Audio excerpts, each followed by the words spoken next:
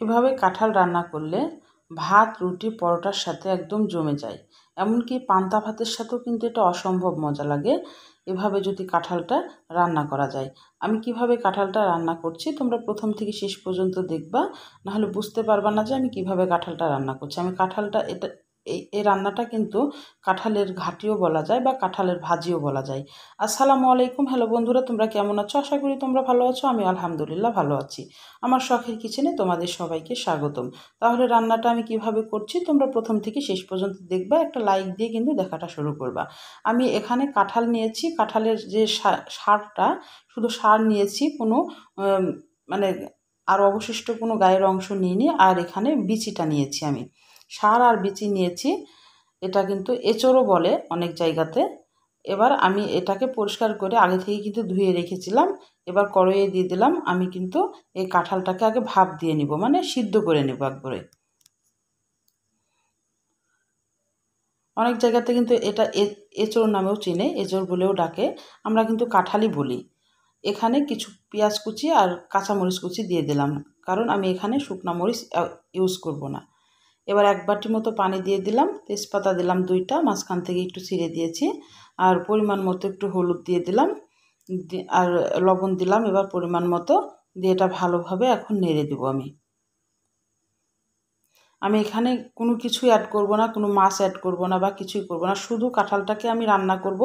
এই কাঁঠালটা কিন্তু রুটি, পরোটা, ভাত, এমনকি পান্তা ভাতের সাথেও কিন্তু অসম্ভব মজা লাগে।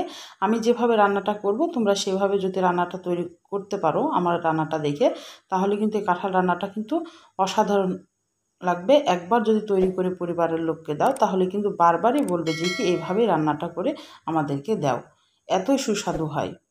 আমি একটু ঢাকনা দিয়ে ঢেকে দিয়েছিলাম সিদ্ধ হওয়ার জন্যে। আবার একটু ঢাকনাটা তুলে আমি দেখছি পানিটা কেমন শুকিয়েছে। পানিটা শুকাইলে কিন্তু আমার কাঁঠালটা সিদ্ধ করা হয়ে যাবে।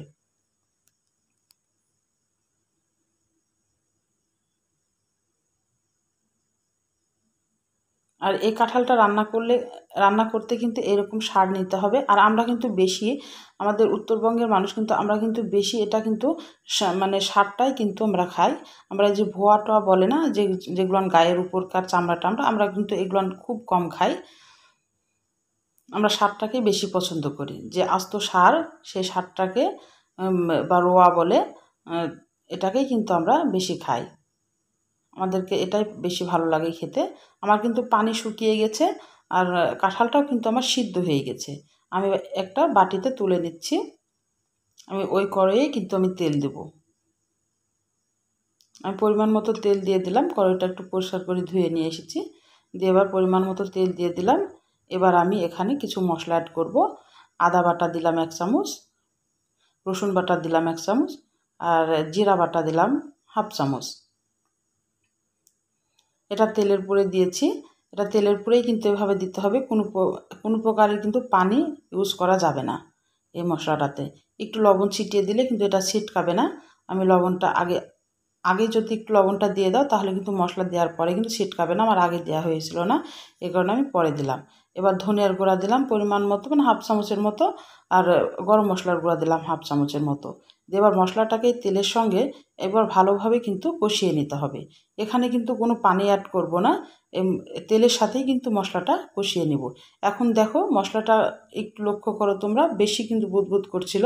এখন কিন্তু মশলাটা যখন কষানো হয়ে গেছে, ভালোভাবে ভাজা হয়ে গেছে, তখন কিন্তু বুদবুদেটা কমিয়ে গেছে। তখনই বুঝবা যে মশলাটা কিন্তু ভাজা হয়ে গেছে। এবার সেই সিদ্ধ করা কাঁঠালটা আমি দিয়ে দিলাম। দিয়ে এবার ভালোভাবে কিন্তু এই কাঁঠালটাকে এখন রান্না করতে হবে মিনিমাম 10 মিনিট মতো, মিডিয়াম থেকে লোয়ের মাঝামাঝি। এই কাঁঠালটাকে এখন, যেহেতু গায়ে কোনো পানি নাই, জোরে জাল দিলে কিন্তু কাঁঠালটা পুড়ে যাবে। একদম আস্তে জাল দিয়ে এখন আস্তে আস্তে এটাকে কিন্তু এখন মশলার সাথে মিশিয়ে নিতে হবে।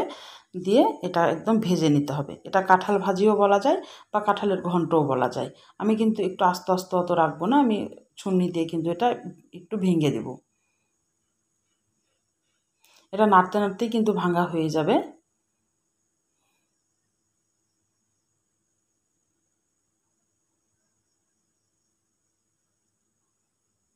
তাহলে আমার রান্নার যদি কোনো অংশই তোমাদের ভালো লাগে প্লিজ আমার চ্যানেলটাকে সাবস্ক্রাইব করে দিও, একটা লাইক দিয়ে রান্না দেখা শুরু করো, আর ছোট্ট একটা কমেন্ট করে জানাও আমার রান্নাগুলো কেমন লাগে। পাশে থাকা বেল আইকনটা প্রেস করে দিও, আমি যখন এরকম নতুন রেসিপি তোমাদের মাঝে হাজির করব তোমাদের কাছে যেন আগে নোটিফিকেশনটা চলে যায়।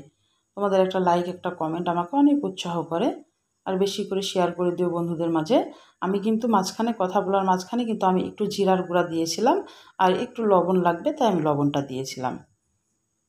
জিরার গুঁড়াটা অবশ্যই দিতে হবে, তাহলে কিন্তু একটা সুন্দর একটা সেন্ট আসে জিরার গুঁড়ার, জিরা ভাজা গুঁড়া। যেটা ভালোভাবে আস্তে আস্তে লো আঁচে কিন্তু রান্নাটা করতে হবে।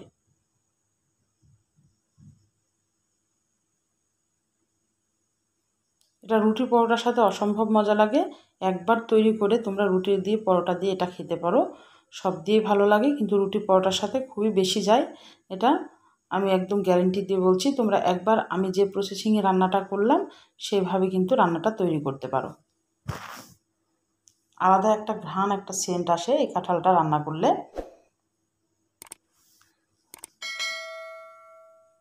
এখন কিছুই না, এখন কিন্তু নাড়তে হবে, নেড়ে নেড়ে একদম ফাইনাল লুকটা নিয়ে আসতে হবে। দেখো আমি কিন্তু একটু চূর্ণে দিয়ে কিন্তু একটু ঘ্যারটা করে দিয়েছি। এবার আমার কিন্তু হয়ে গেছে, আমি আর বেশি জাল করব না। এবার আমি একটা প্লেটে তুলে নিচ্ছি, দিয়ে আমি তোমাদের পরিবেশন করে দেখাচ্ছি কাঁঠালের ভাজিটা বা কাঁঠালের ঘন্টটা কেমন হয়েছে।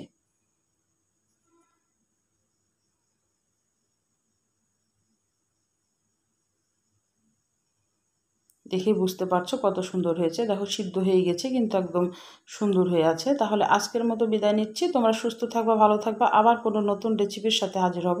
আল্লাহ হাফেজ।